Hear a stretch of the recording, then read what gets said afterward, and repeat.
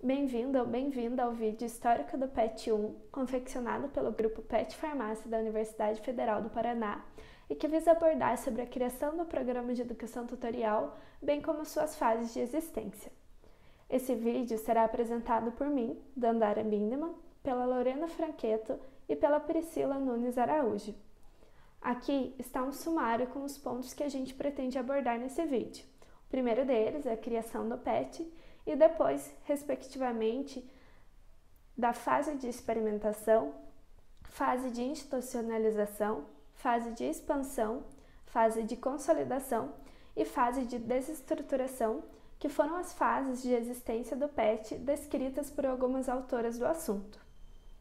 Então, para começar, como se deu a criação do PET? O PET foi criado em 1979 por Cláudio de Moura e Castro, que na época era diretor-geral da Coordenação de Aperfeiçoamento de Pessoal de Nível Superior, mais conhecida pela CAPES. Mas nessa época, a sigla PET significava Programa Especial de Treinamento, e não Programa de Educação Tutorial. Esses grupos, os grupos PET da época, tinham como principal objetivo formar pequenos grupos de estudantes que tivessem um potencial apropriado para ingressar futuramente na pós-graduação. Então, esses integrantes, sob a orientação de um professor tutor, iriam se dedicar ao trabalho intelectual e à pesquisa depois de formados. E, além disso, a composição desses grupos visava a troca de ideias e a experiência entre discentes e docentes. No entanto, durante todos esses anos de existência do PET, os objetivos do programa acabaram mudando, alterando-se o seu funcionamento e a organização, mas isso é pauta para outro vídeo.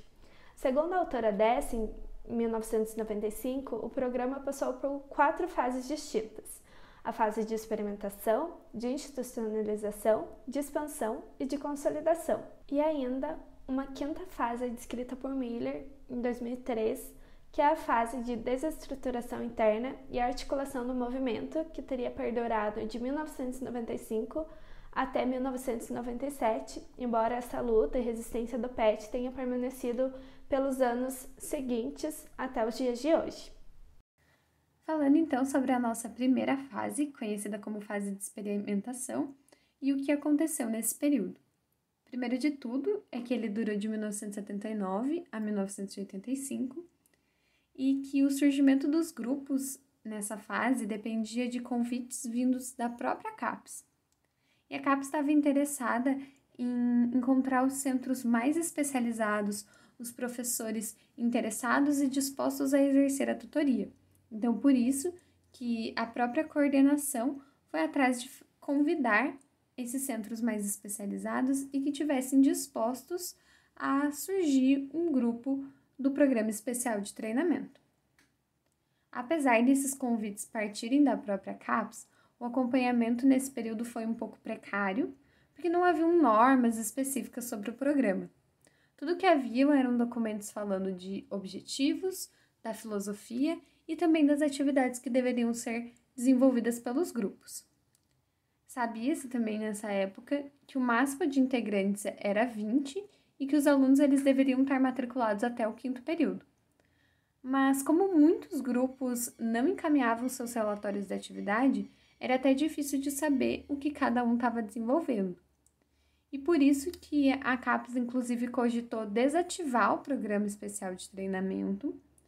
E antes disso, antes de tomar essa decisão, foi feita uma avaliação in loco, no ano de 1984, no qual foi possível caracterizar os grupos e também foi possível visualizar que o PET, o Programa Especial de Treinamento na época, tinha um grande potencial, e com isso a CAPES optou por investir na ampliação desses grupos.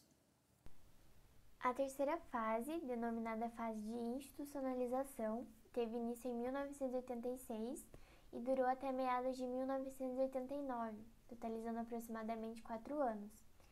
E essa fase, ela se refere à transferência da gestão do programa da CAPES para a Coordenadoria de Bolsas no País, a CBP.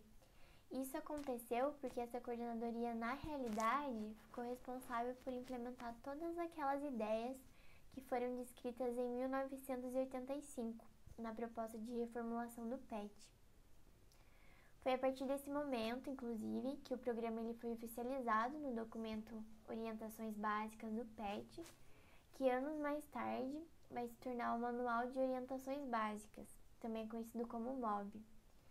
E as maiores mudanças ocasionadas por esse registro foram a regularização no número de bolsas, que passou para 12, e também a elaboração de relatórios e planos de atividades semestrais, que devem ser feitas por cada grupo PET até hoje.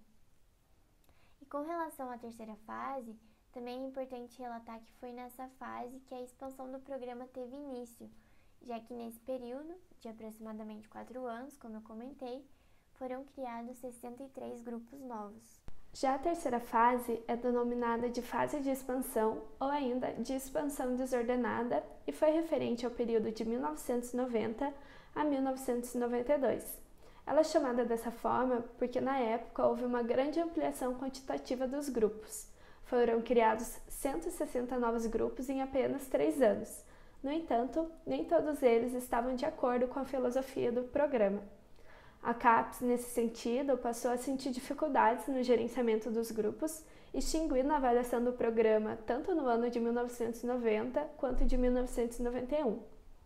O órgão, então, produziu o Manual de Orientações Básicas do PET para o ano de 1991 e 1992. Todavia, ele apresentava inconsistências em relação aos objetivos do programa, limitando, por exemplo, um tempo de permanência entre 2 e 4 anos para os bolsistas, o que gerava uma alta rotatividade nos grupos e também prejudicava as atividades realizadas pelos mesmos. A próxima fase que nós temos ficou conhecida como fase de consolidação, que durou de 1993 a 1994. E ela foi chamada de consolidação porque foi um período de reorganização do PET. A CAPES planejava se organizar um pouco melhor acerca dos grupos e conhecê-los um pouco melhor também, e por isso que o programa especial de treinamento passou por um diagnóstico mais preciso. Inclusive, nesse período, após esse diagnóstico, alguns grupos eles foram desativados devido a baixo rendimento. E visando orientar melhor os grupos também, surgiu um novo Manual de Orientações Básicas do PET, um novo MOB, mas que veio a ser publicado apenas em 1995. Apesar de ser uma fase curta, foram criados 18 novos grupos. A sexta e última fase, chamada de fase de desestruturação, ocorreu entre 1995 e 1997, sendo marcada por diversos acontecimentos políticos, por várias tentativas de desestruturação do programa e também por uma intensa articulação interna. E tudo começou lá em 1994, quando Fernando Henrique Cardoso assumiu a presidência da República e indicou novos nomes para ocupar cargos importantes na CAPES, como, por exemplo, Abílio Baeta Neves, que se tornou presidente da agência, e Luiz Valcove Loureiro, que se tornou diretor de programas. Um ano depois de assumir o cargo, então o diretor de programas Luiz Loureiro afirmou que o MOB, que é o Manual de Orientações Básicas, não espelhava a verdadeira visão que a CAPES tinha em relação ao programa, e dessa forma solicitou que novas propostas para o PET fossem enviadas por uma análise, uma vez que a nova diretoria acreditava que o PET se tratava de um programa elitista, que não tinha nenhum impacto na graduação, além de ser muito caro para o pequeno número de alunos que atingia. Essa análise, ela de fato foi feita em 1996, um ano depois, mas todas as propostas que foram aprovadas, elas não foram implementadas, tendo como justificativa a falta de recursos, devido a ajustes econômicos que foram feitos no novo governo. Diante disso, em 1997, a CAPES decidiu contratar o Núcleo de Pesquisa do Ensino Superior da USP, o NUSP, sob a coordenação da professora Elizabeth Balbachevski, com o objetivo de continuar essa análise e também a avaliação do programa.